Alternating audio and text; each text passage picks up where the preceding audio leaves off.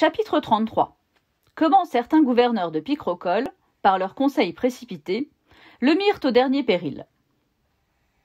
Les foises détroussées comparurent devant Picrocole le duc de Menuail, le comte Spadassin, le capitaine Merdaille, et ils lui dirent « Sire, aujourd'hui nous vous rendons le plus heureux, le plus chevaleureux prince qui exista jamais depuis la mort d'Alexandre de Macédoine. »« Couvrez, couvrez-vous, dit Picrocole. « Grand merci, sire, dirent-ils. Nous accomplissons notre devoir. Voilà le moyen. Vous laisserez ici quelques capitaines en garnison avec une petite bande de gens pour garder la place, qui nous semble assez forte, tant par nature que par les remparts faits selon votre invention. Vous séparerez votre armée en deux, comme vous l'entendez bien. Une partie ira se ruer sur ce grand gousier et ses gens. Il sera facilement déconfié au premier assaut. Là, vous récupérerez de l'argent à tas, car le vilain a du comptant. Vilain, disons-nous, parce que noble prince n'a pas un sou. Thésaurisé est fait de vilain. L'autre partie s'en ira cependant vers l'Aunis, la Saintonge, l'Angoumois et la Gascogne, ensemble le Périgord, le Médoc et les Landes. Sans résistance, ils prendront villes, châteaux et forteresses. À Bayonne, à Saint-Jean-de-Luz et Fontarabie, vous saisirez tous les navires, et en suivant les côtes vers la Galice et le Portugal, vous pillerez tous les lieux maritimes jusqu'à Lisbonne, où vous aurez un renfort de tout l'équipage requis pour un conquérant. Par le Corbieux, l'Espagne se rendra, car ce ne sont que des rustres. Vous passerez par le détroit de la Sibylle, et là vous érigerez 2 colonnes plus magnifiques que celles d'Hercule, à la perpétuelle mémoire de votre nom. Et ce détroit sera nommé la mer Picrocoline. Passé la mer Picrocoline, voilà Barberousse qui se rend votre esclave. J'accepterai sa reddition, dit Picrocole. Certes, dirent-ils, à condition qu'il se fasse baptiser. Et vous attaquerez les royaumes de Tunis, Hippone, Alger, Beaune, Cyrénaïque, hardiment toute la barbarie. Allant plus loin, vous mettrez la main sur Majorque, Minorque, la Sardaigne, la Corse et les autres îles de la mer linguistique et Baléares. Suivant la côte vers la gauche, vous dominerez toute la Gaule narbonnaise, la Provence, les Allobroges, Gênes, Florence, Lucques et, vive Dieu, Rome. Le pauvre monsieur du pape meurt déjà de peur. Par ma foi, dit Picrocole, je ne baiserai pas sa pantoufle. L'Italie prise, voilà Naples, la Calabre, l'Apulie et la Sicile mise à sac, et Malte avec.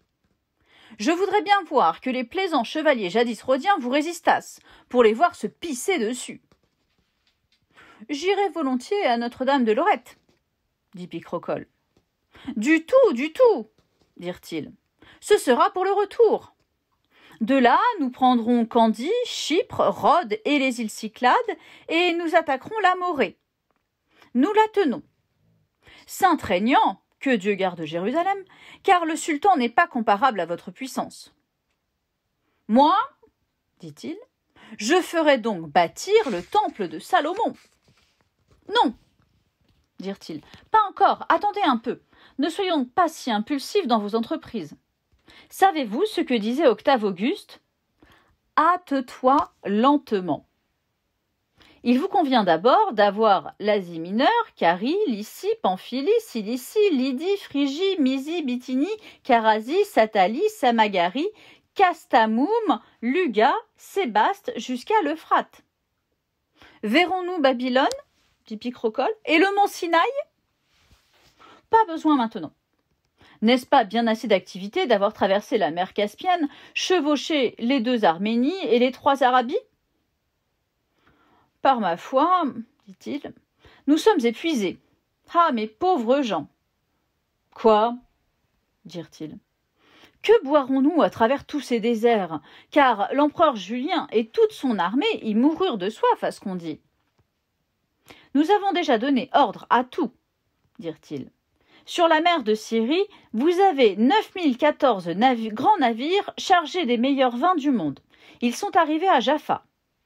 Là, se sont trouvés 2 200 000 et 1600 éléphants que vous aurez pris dans une chasse près de Sigelmès quand vous êtes entré en Libye. Et en plus, vous avez eu toute la caravane de la Mecque. Ne vous ont-ils pas fourni de vin à suffisance ? Certes, dit-il. Mais nous ne bûmes point frais. Par la vertu d'un pas petit poisson, dirent-ils, un conquérant, un aspirant et prétendant à l'Empire universel ne peut pas toujours avoir ses aises. Dieu soit loué de ce que vous êtes venus entiers, vous et vos gens, jusqu'au fleuve du Tigre. Mais, dit-il, que fait pendant ce temps la partie de notre armée qui a déconfit ce vilain buveur Grand Gousier ? Ils ne chôment pas, dirent-ils. Nous les rejoindrons bientôt. Ils ont pris pour vous la Bretagne, la Normandie, les Flandres, le Hainaut, le Brabant, Artois, Hollande, Zélande. Ils ont passé le Rhin sur le ventre des Suisses et des Lansquenets, et une partie d'entre eux a dompté le Luxembourg, la Lorraine, Champagne, Savoie jusqu'à Lyon, où ils ont trouvé vos garnisons qui revenaient des conquêtes navales de la mer Méditerranée. Et ils se sont rassemblés en Bohême, après avoir mis à sac Souabe, Wurtemberg, Bavière, Autriche, Moravie et Styrie. Puis, ils ont donné fièrement ensemble sur Lübeck, la Norvège, Suède, Dacie, Gothie, Groenland, la Ligue hanséatique, jusqu'à la mer glaciale. Ce fait, ils ont conquis les îles Orcades et subjugué l'Écosse, l'Angleterre et l'Irlande. De là, naviguant par la mer sablonneuse et chez les Polonais, ils ont vaincu et dominé Prusse, Pologne, Lituanie, Russie, Valachie, Transylvanie, Hongrie, Bulgarie, Turquie et sont à Constantinople. Allons les rejoindre le plus tôt possible, dit Picrocole, car je veux être empereur de Trébizonde. Ne tuerons-nous pas tous ces chiens turcs et mahométans ? Et que diable ferons-nous donc ? dirent-ils. Et vous donnerez leurs biens et terres à ceux qui vous auront servi honnêtement. La raison le veut, dit-il. C'est justice. Je vous donne la Caramanie, la Syrie et toute la Palestine. Ah, sire, dirent-ils, que vous faites du bien, grand merci, que Dieu vous fasse toujours prospérer. Là était présent un vieux gentilhomme qui avait fait ses preuves dans de nombreux dangers, et vrai routier de guerre, nommé Euchéfron, qui, en entendant ces propos, dit « J'ai grand peur que toute cette entreprise soit semblable à la farce du pot au lait, dont un cordonnier se faisait riche par rêverie, et puis le pot cassé n'eut de quoi dîner. Que prétendez-vous par ces belles conquêtes ? Quelle sera la fin de tant de travaux et traverses ? Ce sera qu'au retour, nous nous en reposerons à notre aide, dit Picrocole. Et à quoi répondit Euchéfron ? Et si par hasard vous n'en revenez jamais, car le voyage est long et périlleux, n'est-ce pas mieux que dès maintenant nous nous reposions sans nous mettre dans ces dangers ? Oh, dit Spadassin, pardieu, voilà un bon gâteux. Mais allons-nous donc nous cacher au coin de la cheminée et passons-y notre vie et notre temps avec les dames à enfiler des perles ou à filer comme Sardanapale ? Qui ne s'aventure n'a cheval ni mule. C'est Salomon qu'il dit. Et Malchus lui répond « Qui trop s'aventure perd cheval et mule », rétorqua Euchéfron. « Basta !» dit Picrocole. « Passons outre. Je ne crains que ces diables de légion de Grand Gousier. Pendant que nous serons en Mésopotamie, s'ils nous donnaient sur la queue en nous attaquant par derrière, quel remède ? Un très bon, dit Merdaille. Une belle petite commission que vous envoyez aux Moscovites vous alignera pour un moment 450 000 combattants d'élite. Oh, si vous me faites votre lieutenant, je tuerai un peigne pour un mercier. Je mords, je rue, je frappe, j'attrape, je tue, je renie.